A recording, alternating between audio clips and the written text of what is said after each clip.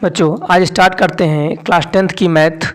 और ये चैप्टर है फर्स्ट, और ये चैप्टर का नाम है वास्तविक संख्याएं या रियल नंबर। ठीक है, इसकी पहली प्रमेय है अंकगणित की आधारभूत प्रमेय। अंकगणित की आधारभूत प्रमेय क्या होती है देखते हैं। प्रत्येक भाज्य संख्या को अभाज्य संख्या के रूप के एक गुणनखंड खंड के रूप में क्या कहते हैं व्यक्त किया जाता है। यानी कि प्रत्येक भाज्य संख्या को अभाज्य संख्या के रूप में व्यक्त किया, यानी गुणनखंडों के रूप में व्यक्त किया जा सकता है। यह गुणनखंड अभाज्य गुणनखंडों के आने वाले क्रम के बिना अद्वितीय है, यानी कि इसमें क्रम नहीं होता लेकिन अद्वितीय होता है, एक योग के बराबर होता है। आइए देखते हैं। पहला जैसे क्वेश्चन है, बताना बच्चों कि स्पष्ट कीजिए कि 7 गुणे 11 गुणे 13 प्लस 13 एक भाज्य संख्या है। क्या बताना इसमें, ये एक भाज्य संख्या है। चलिए आइए देखते हैं कैसे ये भाज्य संख्या है। 7 गुणे 11 गुणे 13 और प्लस 13, ठीक है, इतना है। अब हम अगर इनकी गुणा कराते हैं तो कितना आएगा, 1 0 0 1 कितना आएगा, 1 0 0 1 आएगा, प्लस 13 ऐड करेंगे। जब ऐड करेंगे तो एक तो ही है 1001 प्लस 13 यानी कि 1014। कितना हो गया बच्चों, 1014 हो गया। अब इसके गुणनखंडों को बताया, भाज्य संख्याओं को अभाज्य संख्या के एक गुणनखंड के रूप में, किसके, इस गुणनखंड फैक्टर के रूप में व्यक्त किया जा सकता है। आइए देखते हैं कैसे। अब 104 का हम लोग एलसीएम लासा ले लेते हैं। आप लोग बहुत पढ़ा होगा 1014 का, ठीक है, ले लें। 2 से ले लेते हैं तो कितना आएगा बेटा, 507 आ जाएगा। कितना आ जाएगा, 50, 2 पंचे 10, 0 था, 2 संख्या एक साथ लें, 2 7 14। फिर 3 बार लेके जाए, कितनी बार, 3 बार, 3 1 कम 3, कितना आया, 2 बचा, 3 18, 2 बचा तो कितना हो गया, 3 9 27।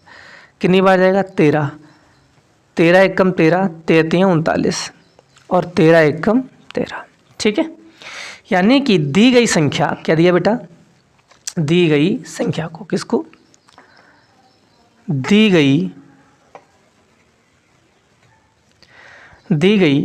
संख्या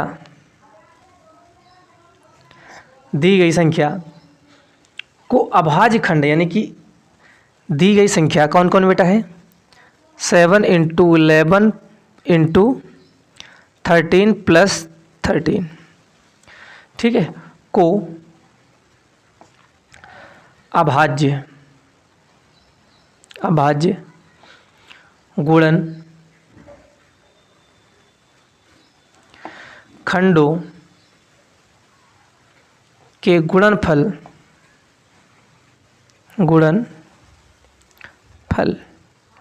क्या बेटा, गुणनफल कितने कितने, 2 13 13 13, यही तो है ना।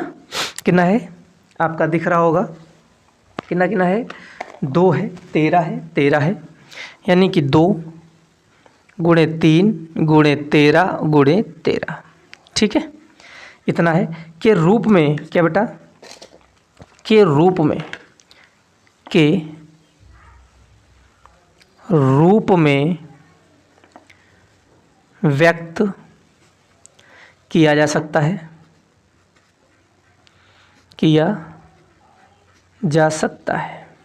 ठीक है, किया जा सकता है। जब इसके रूप में व्यक्त किया जा सकता है, अतः अंकगणित के अनुसार, क्या बेटा, देखिएगा,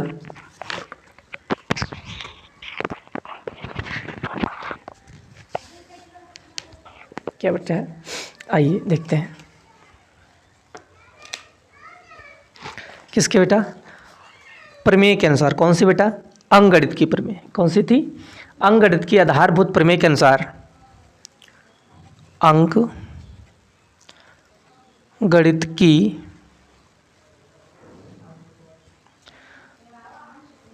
आधारभूत,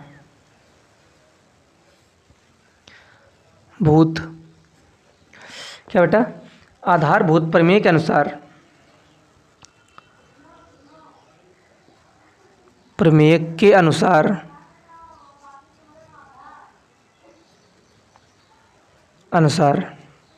किसके भैया, इस प्रमेय के अनुसार जो आपको संख्या कौन सी दी गई थी, अभी आपको मैंने बताया है, संख्या थी 7 गुणे 11 गुणे 13 प्लस 13 एक भाज्य संख्या है।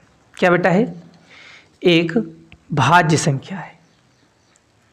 एक कैसी संख्या बच्चों? एक भाज्य संख्या। आइए, एक भाज्य संख्या है। क्योंकि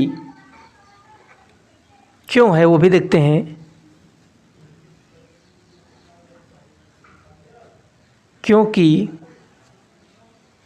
क्यों भाज्य संख्या भाई? अभी देखते हैं। क्योंकि दी गई संख्या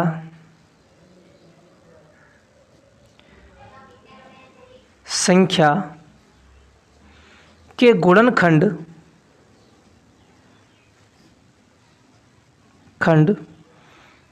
एक से अधिक है। एक से क्या है? अधिक है। अधिक है। अब देखो, एक से अधिक होने का मतलब क्या है? किसी भी अभाज्य संख्या के गुणनखंड क्या हो सकते हैं? आप लोग जानते हो क्या हो सकते हैं बच्चों? या तो एक होगा, एक तो स्वयं से कटना चाहिए, या तो एक होगा या तो स्वयं जो संख्या से कट रहा। जैसे 13 का अगर हम एलसीएम लें तो 13 का क्या होगा? एक होगा और 13 होगा। इसके अलावा तो कुछ हो नहीं सकता। इसीलिए कहते हैं कि भाज्य संख्याएं वे होंगी जिनके अप्रमेय गुणनखंडों की संख्या क्या हो? 2 यानी कि एक और खुद की संख्या से अधिक हो। तो वो कैसी संख्या होगी? भाज्य संख्या होगी। कैसी होगी बेटा? भाज्य संख्या होगी।